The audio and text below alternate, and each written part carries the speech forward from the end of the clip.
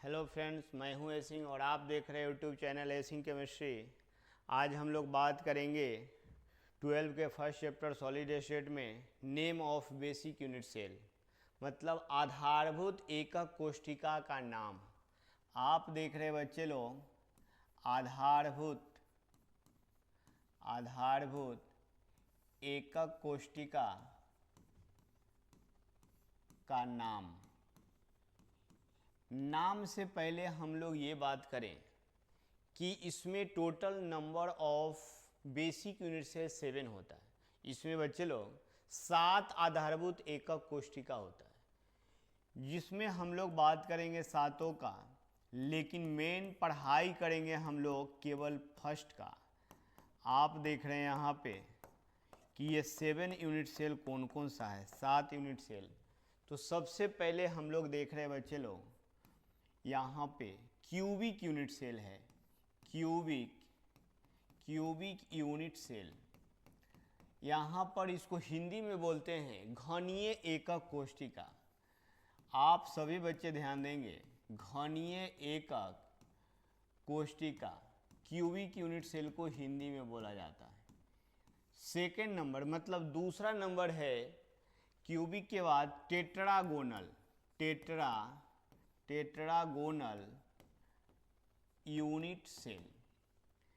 आप देख रहे हैं यहाँ पर, इसको बोलते हैं टेट्रागोनल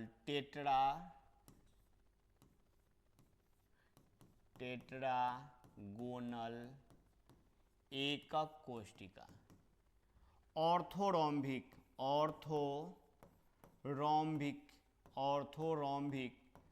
यूनिट सेल, ऑर्थोरॉम्बिक एकक कोशिका।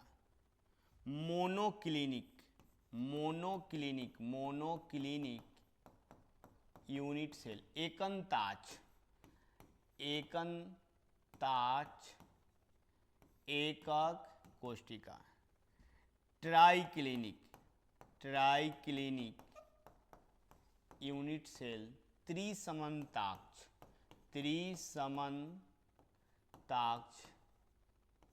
एकक कोशिका। हेक्सागोनल यूनिट सेल, षटकोणीय एकक कोशिका। उसके बाद आप देख रहे रोम्बोहेड्रल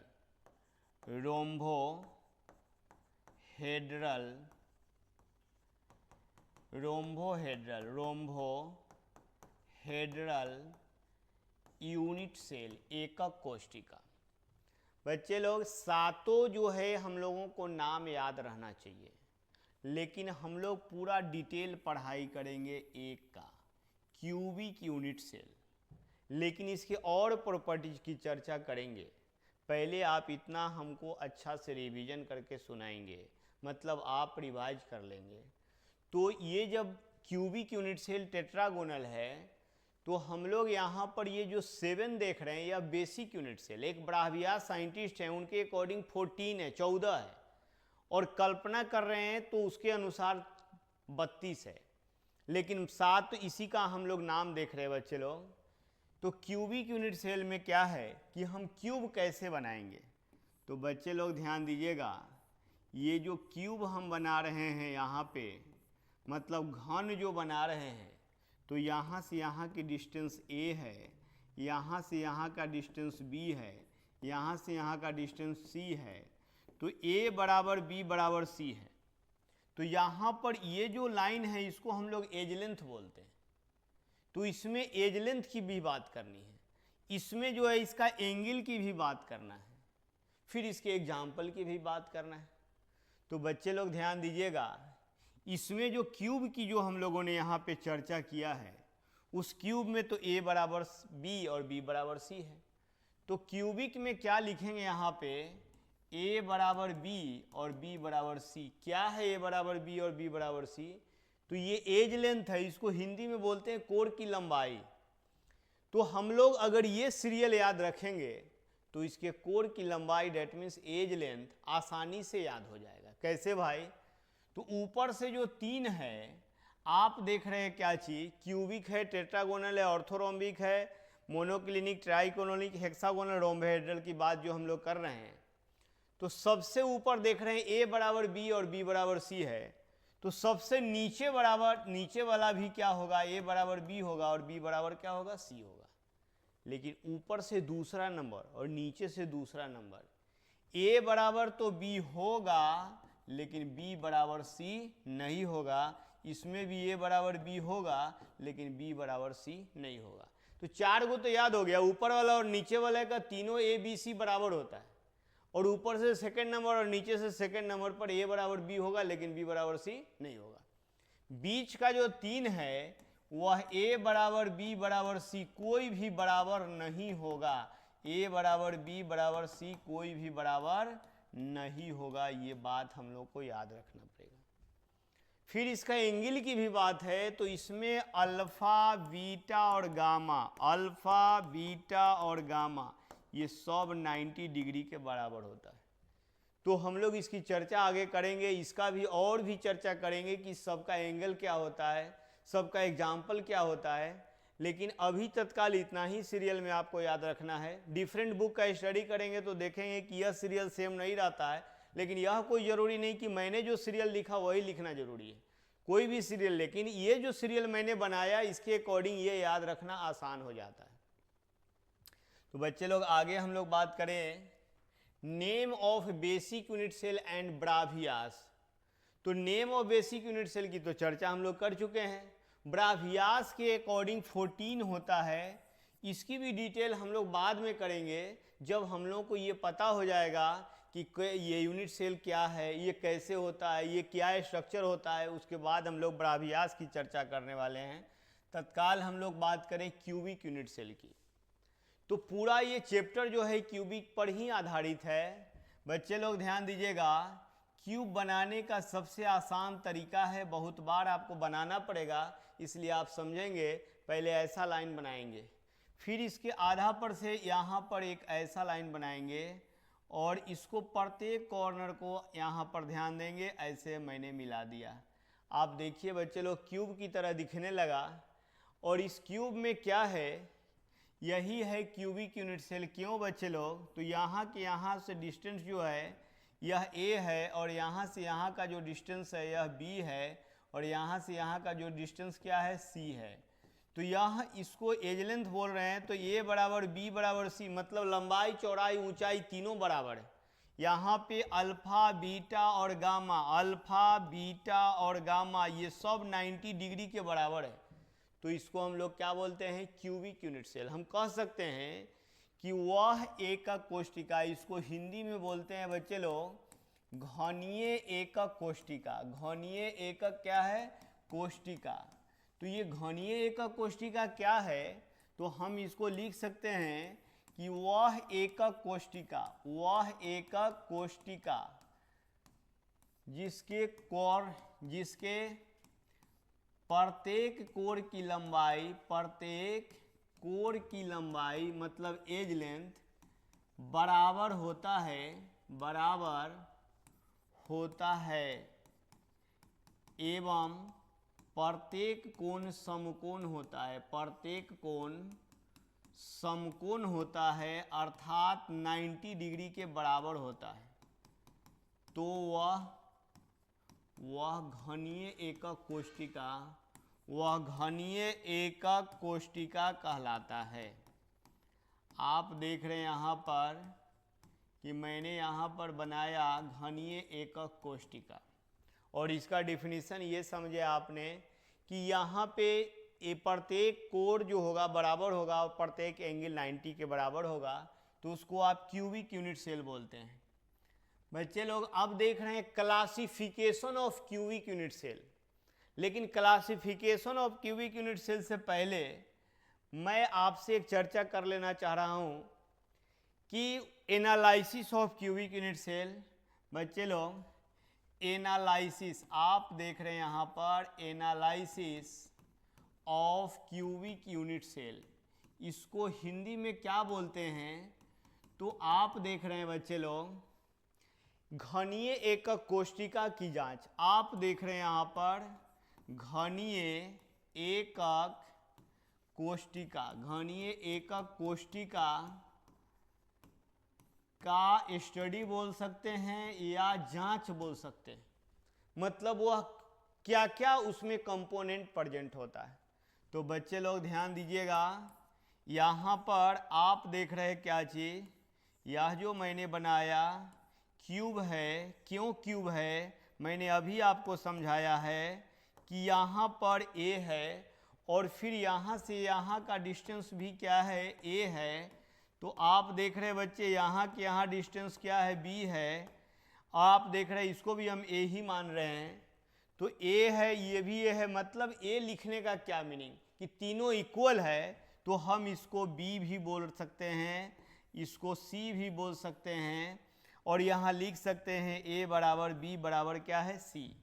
इसका एंगल की बात करें अल्फा बीटा और गामा, तो इसमें अल्फा बीटा गामा ये सब जो है 90 डिग्री के बराबर होगा। ये एनालिसिस कर रहे, पता कर रहे कि इसमें कौन सा कोण है, क्या नाम है इसका। तो ये तो बातें हो गई। अब हम लोग बात करें यहाँ पे बच्चे लोग, ये है एज लेंथ। एज लेंथ को हिंदी में क्या बोलते हैं बच्चे लोग, तो कोण की लंबाई बोलते हैं। क्या बोलते हैं, कोण की लंबाई। और यहाँ पर यह क्या है बच्चे लोग, तो ये जो है इसका कोण है। यहाँ पर जो है आप देख रहे हैं बच्चे लोग, ये कॉर्नर है। ये क्या है लोग, कॉर्नर है, मतलब कोना है। आप ध्यान देंगे। और ये जो मैं बना रहा हूँ बच्चे लोग, ये छत जो मैं बनाया, ये छत जो है वैसा ही नीचे फर्श भी होगा। आप देखिए प्लीज़, यहाँ पे ये जो है कि मैंने फर्श भी बना दिया। तो एक ऊपर से छत दिख रहा है, नीचे से फर्श दिख रहा है, तो फिर चारों तरफ से तो दीवार भी होगा ना। तो इसको हम लोग बोलते हैं फेस, मतलब हिंदी में बोलते हैं फलक। आप देख रहे हैं बच्चे लोग, ये फलक है। तो हम इसको कैलकुलेट करके लिखेंगे। आप देख रहे हैं यहाँ पर कि टोटल कॉर्नर मतलब कोना कितना है टोटल, तो आप काउंट करेंगे तो 4 ऊपर है और 4 नीचे है। डेट मीन्स कितना है टोटल, 8 है।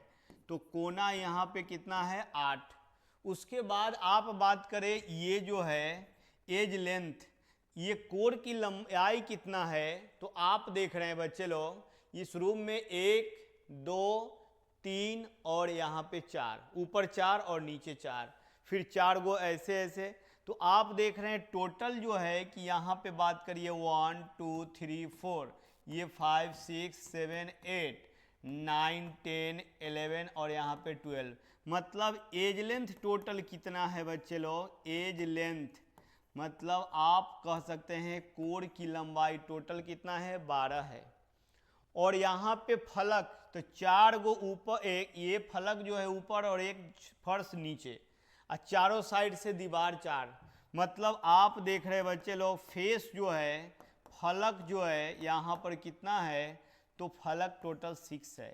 तो यह इसका एनालिसिस हुआ। कॉर्नर 8, फलक जो है 6 और एज लेंथ जो है 12 है। तो बच्चे लोग आपने देखा है analysis of cubic unit cell.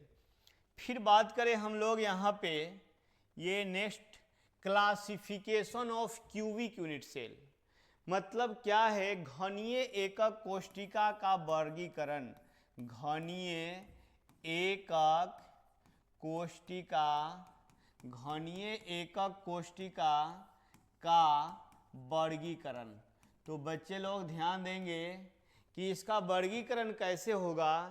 तो यहाँ पे आप देख रहे हैं घनीय एकक कोष्टिका कहने का मीनिंग है कि क्यूबिक यूनिट सेल।